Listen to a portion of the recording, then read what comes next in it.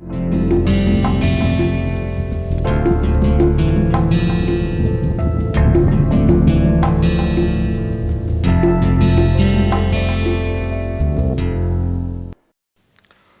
welcome once again to the fourth lecture, but you must have observed here I have written already functions. So, functions is something you have already started learning in your school and also in your high school, and okay, you know how to handle functions, you know that you put something called x and out comes a number called y, and you can do a lot of things with it, play around with it. You have heard terms like domain, range, you have heard about functions like sin x, cos x, log x, e to the power x. So, all these are quite familiar things to you, but there are certain subtlety even in this concept which you need to get used to. For today's talk, I will conceptually keep myself in the line of a book called Concepts in Modern Mathematics by Ian Stewart. Ian Stewart is a very big British mathematician and also one of the best writers in mathematics of our time.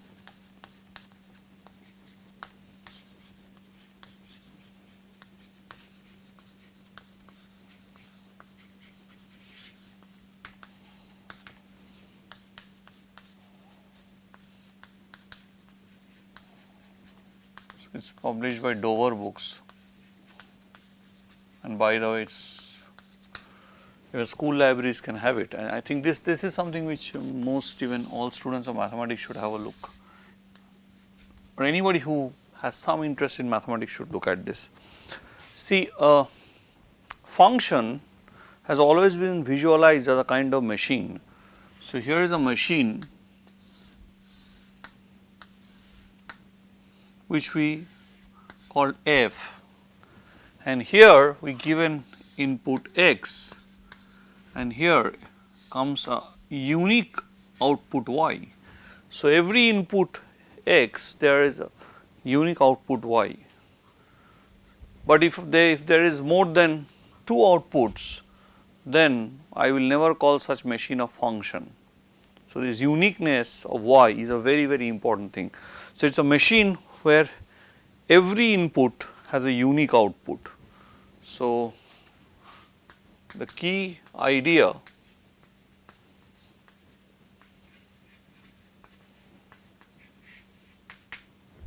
so assume that this is a mathematical machine where I put some variable, some real number in, and out comes another real number, right. So, a real number in, so this is real number,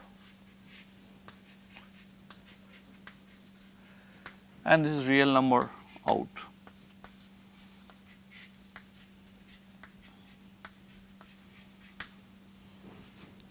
You have heard about various kinds of functions. You have seen, if you take up a calculus book, these are the common functions which you will keep seeing, and so on and so forth. These are the most used functions in calculus, for example. So, what we say is how do we describe this whole procedure. So, here is an input on which the machine f acts and give me a unique output. So, when the machine f acts on x, it gives me the output y. This machine f is what we call as a function.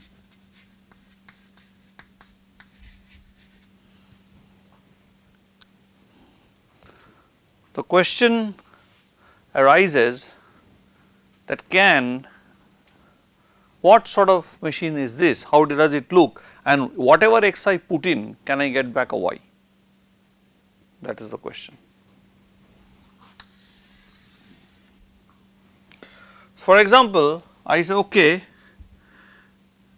I put in an x and this machine is the squaring machine. So, whatever number you put in, it squares it. So, out comes the output x square. So, this can be also expressed as y equal to x square, right. So, that is a very simple way of looking at this whole definition, because functions have been used by many mathematicians over the ages, and it took almost a span of 250 years to formalize what we now use as a definition of function. People have used functions understanding what they have to do with them, and mathematics has developed in that way. So, the development of mathematics has got a definitive link to what we now know. To say when we define in a standard class, we simply just go and write f is a function blah blah blah stuff, that takes away half the fun of it, because you do not tell that this concept, this formal writing has taken many informal steps, and that is the way we are going to do it. For example, you already know about the sine functions, you must have drawn graphs, you have known about the log function. For example, it looks like this, the sine function looks like this, sorry, it looks like this, and so on. So, drawing graphs of functions has been an activity you did in school, and I think this activity should be done when you are now in your undergraduate level. So, you should even if a high school kid is listening to this lecture, please understand that drawing graphs of functions tells you about the very nature of functions. Now, there can be many types of formulas. Suppose you can have very complicated looking functions, that if I put an x, my function should look like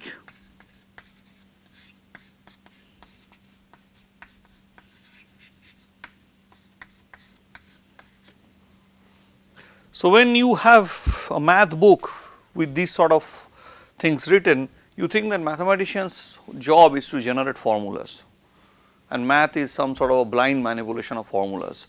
But if you do mathematics in that way, you lose half the charm and half the fun of doing mathematics. Example Stewart gives in this book, and which he says he regularly is a classroom trick for him, is to ask the following.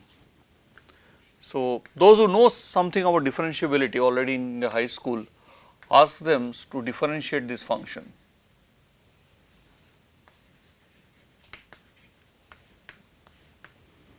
He says that most of them do it, differentiate them by using chain rule, but hardly many of them realize that this function does not make sense. They only realize it when they go to a mathematical software and try to draw the graph, because sine of x need not always take positive values for a given x, and log is only defined for positive values, right. So, one has to be very careful by the fact that every x need not give me an output. So, there is certain amount of x which gives me output and certain x's which does not give me an output. So, one might say, okay, is any formula involving such x and y's is a function. For example, one of the most useful formulas you have learned in school is this, high school, is the equation of a circle centered at 0 with radius r. Now, is y a function of x here? Here y can be written as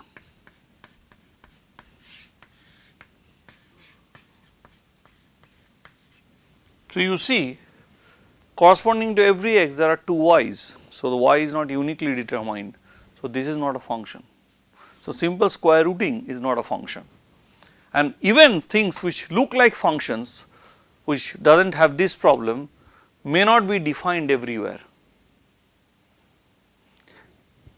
Even if I take sin x such that take those values of x in this function where sin x is positive, say I restrict it to this spot, I go from I take x between 0 and pi by 2 without taking 0 and pi by 2.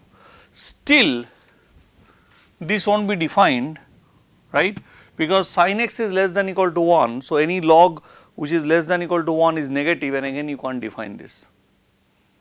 So, this sort of functions, writing something arbitrarily which looks fancy need not be always something well defined. So, this concept of well defined is a very important notion in mathematics. So, what you define, what you say has to make proper sense. For example, this one is not a function.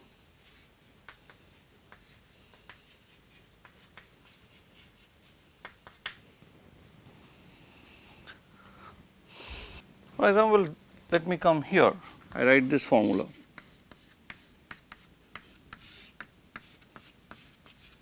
Is this a function? Looks like it will give me only one y, not two y's. But for every x I cannot define it, because if I put x equal to 1 or minus 1, I have a problem of dividing by 0. So, this is defined for all x not equal to minus 1 plus 1. So, this ideas in those days gave rise to the notion of the fact what we now call domain and range of functions. That is, given a function, every value, every real number x may not be useful for it. So, given every real number x, that function may not give me an output, which is another real number. So, if we are defining a function, there are three critical issues. One is a domain, that is the x in element of R for which the function makes sense, for which f is well defined actually, which I am writing more in a crude way, for which f makes sense, means in the sense that you can actually get an output. Second is a range, which is sometimes useful. For example, if you look at the function of squaring, whatever x you put in here, you will always get a non-negative number. So, the non-negative real numbers is the range of the function. If you draw the graph of this very elegant and very useful function, the quadratic function, it looks like this. So, for every x, as you take the square, the function value increases. So, the whole non-negative axis is the range. So, range of f is sometimes defined as a set. I am assuming that you know what is a set, that set of all y in R such that y is equal to f x for some x in D. Some, from a more compact point of view, I can simply write it as f of D if I call D as the domain, if I call D as the domain. But sometimes getting a range becomes very problematic. You cannot always say that I have found a range.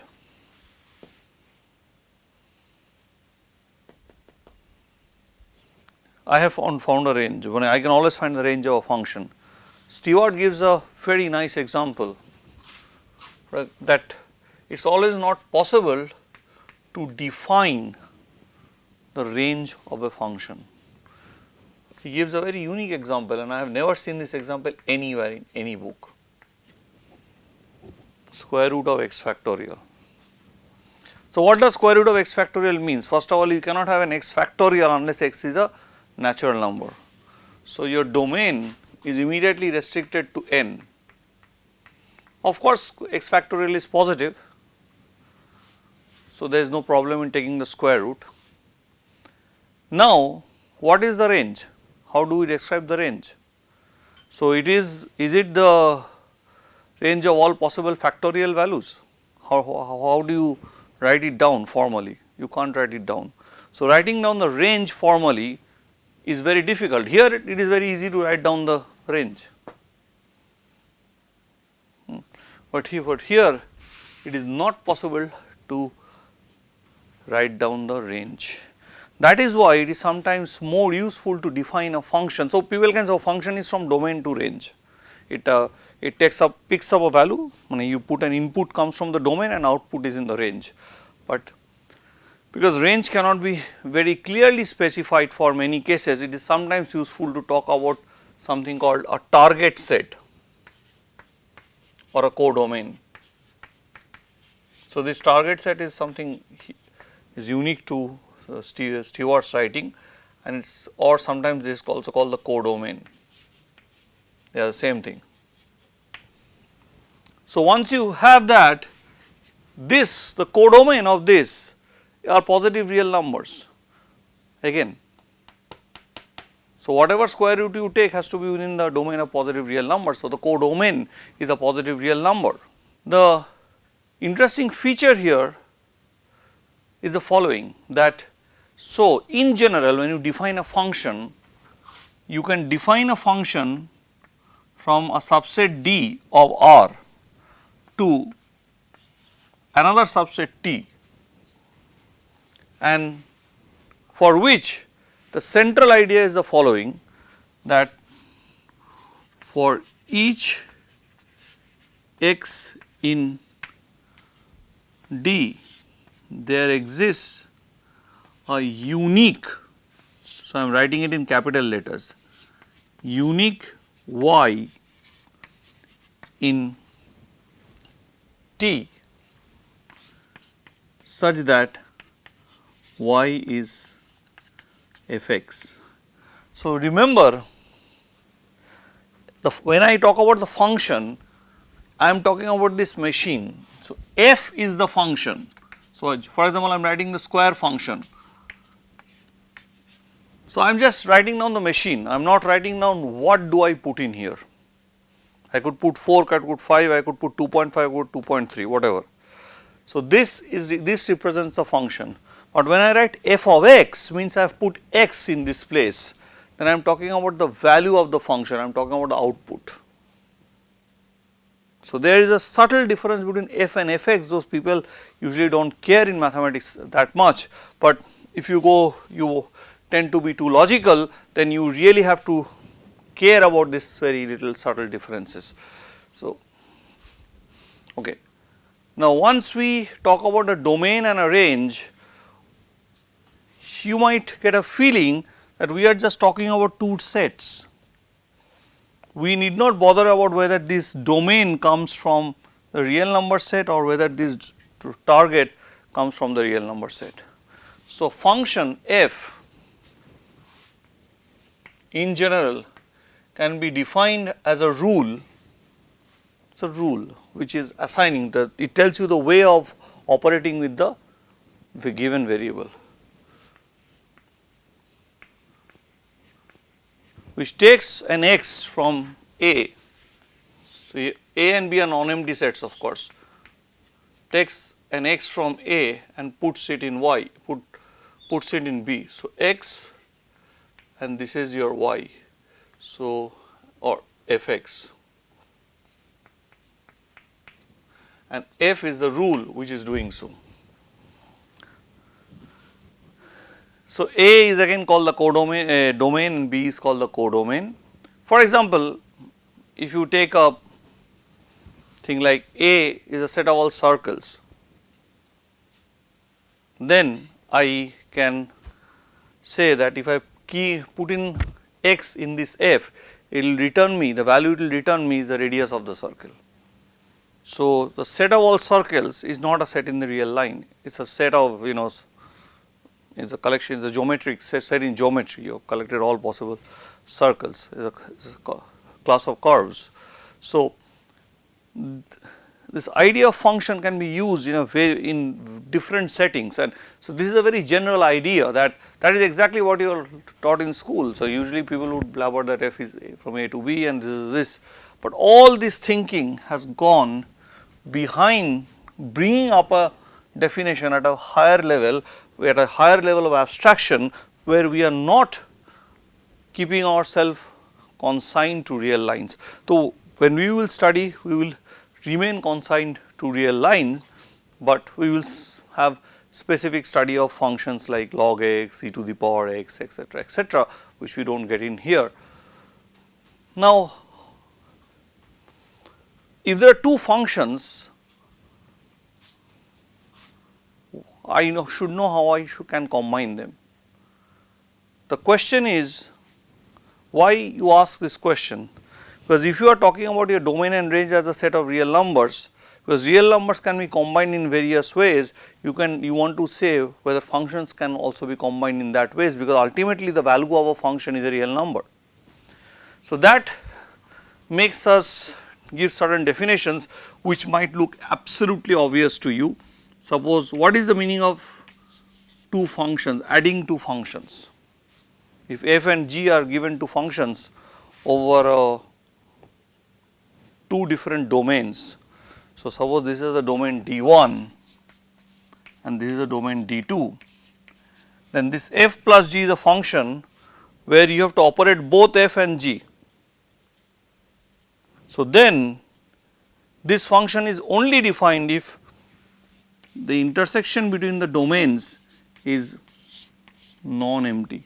If the intersection between the domains is empty, you cannot add these two functions. So, even if it, and the formula is very simple. So, if I operate on input x, this is nothing but f of x plus g of x. We might overlook this very simple thing when we try to define, but unless you have this function is not defined. It goes with any other sort of, whenever you are making a combination of functions, the domains must have a common intersection, then only the function gets well defined. For example, if you want to define the multiplication,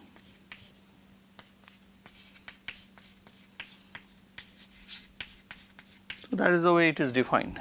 So, I will leave you to think about other things like subtraction and division, they are all there. The same thing for division, you must know that the numerator must not be 0.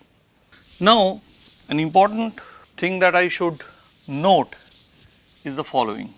I should now talk a bit about the nature of functions, how functions behave. So, I will take simple diagrams to show you.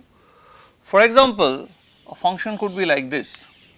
So, here is your a and b, here are say 5 objects and here are 4 objects.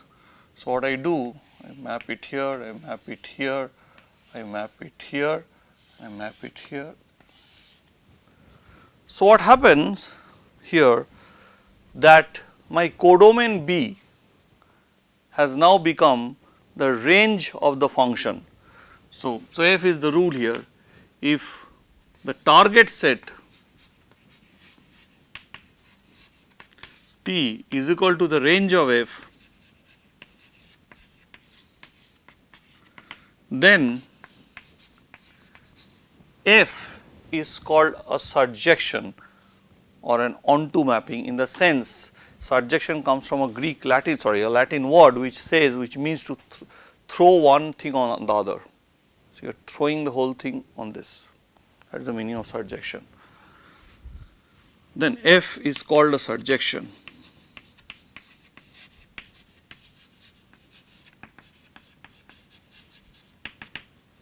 Similarly, you can have something called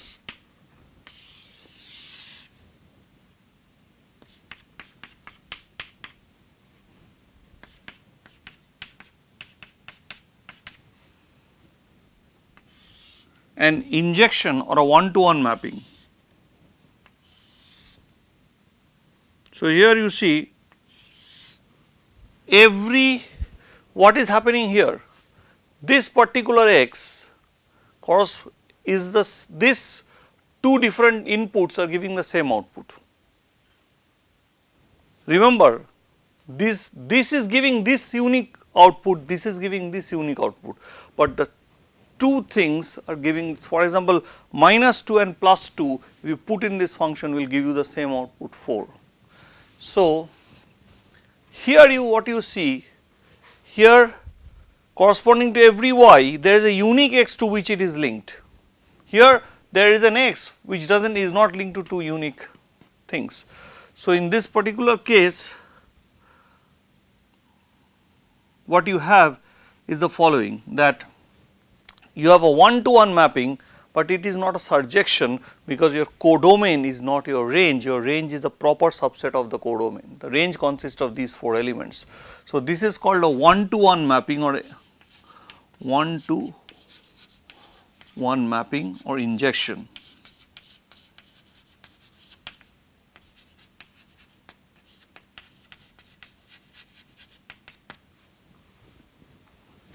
Similarly,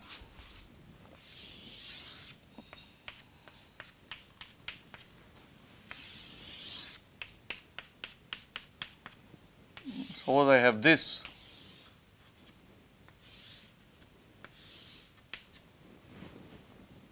So, here it is a one-to-one mapping as well as a onto mapping, a surjection. Surjection is called onto also. Sorry. So, when you have such a situation,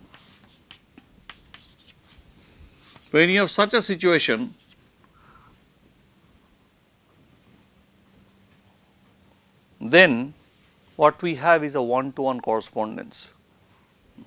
What we have is a one-to-one correspondence. That is, I can go, if I come from an x to y, I can go back from that y to x. It is a two-way street, and so this is called a one-to-one correspondence or a bijection, which is this and this together.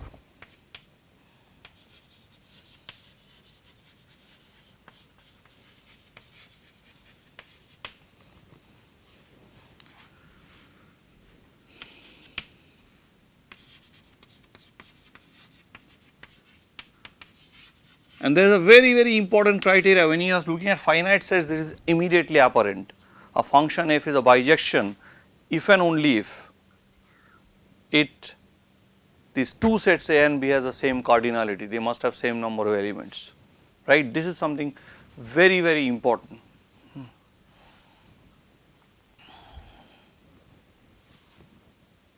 Now, once I have done that, once this has been done, these basic ideas are there.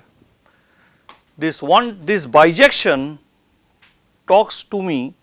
tells me rather that I should be able to get some more idea about the function, that this allows me to construct something called the inverse function, that is f inverse which acts on y and gives me back an x.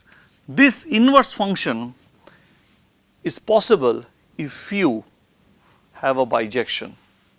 For example, here the inverse function is possible, but now you have to change your codomain is no longer the domain of the inverse function, it is the range which is the domain of the inverse function. Here of course there cannot be inverse function, because the reverse function, if you look at this y, you would have two outputs, so it cannot be a function. So this is called a, so it gives rise to something called inverse function.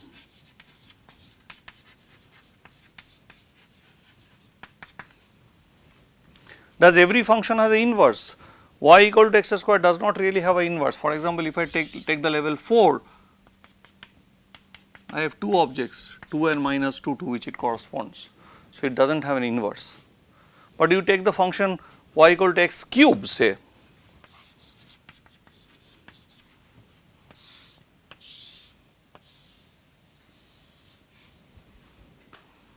then it is the inverse. To every y that you take, this is your y, this is your xy, this is the corresponding x. So the inverse in this case is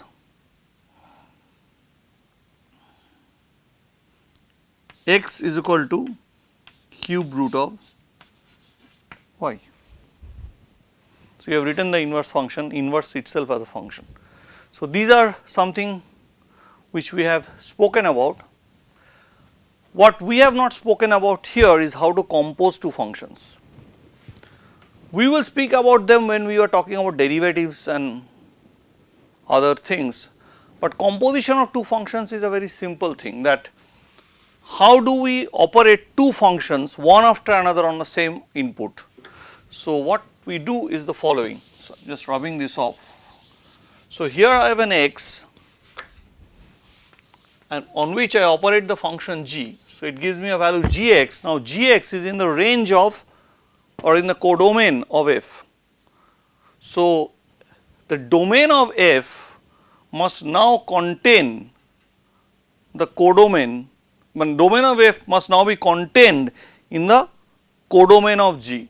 So, if I operate g on f on this function, then we call this as f compose g of x. So, I would allow you to take a little bit of time and think how to sort the codomain matter for this. Similarly, it could be the opposite one, that okay, I first operate f on x, assuming that x must now be, suppose I want to do it like that. So, that x is now in the domain of f, then I can do it like this. Suppose first I operate f and then I operate g, then I write this as g composed f on x, sorting out the domain codomain issues. But then is this two same? It looks like as if you are multiplying two functions, but they are not same. I would just give an example. Say you take a function with domain as 2 points a b and say f of, let me say f of a b. So, f of a is b and f of b is b. Okay, so, and the g of a is a and they have the same domain D, f and g, and g of b is also a. Now, you try out yourself at home doing the composition and check whether they are equal or not. In general, or you can try to figure out your own examples, and that would be a little bit of fun. I think you should have some time and patience when you do mathematics, that you really need to have some fun. So, you really need to go through this in this particular way. So, I would stop here because I have given you a considerable idea about how we have defined the modern way of thinking about functions. So, this very basic idea of input output, if you think that I do not much need to bother about these things and just bother about this thing, you can still go and understand your calculus course. So, with this I end, and we are now from the next class going to talk about a subtle issue called limit of a function. I would let you know that you would understand calculus much better if at the very outset you know that the fancy terms called derivatives or integrals that you have been hearing or have even learned in your high school are nothing but names given to special limits. So, understanding this concept of limit is absolutely central to your understanding calculus. So, this function is central, and how functions behave when we look at its successive behavior as we keep on changing the input values. If I change the input values of the function, how the function behaves, that is how we are recording the change of a function, and calculus is all about change. It records the rate of change, and that is exactly what we are going to study. Thank you very much.